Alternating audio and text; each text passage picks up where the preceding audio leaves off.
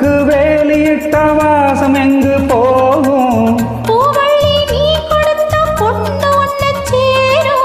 கேட்டதையெல்லாம் நான் தரவா?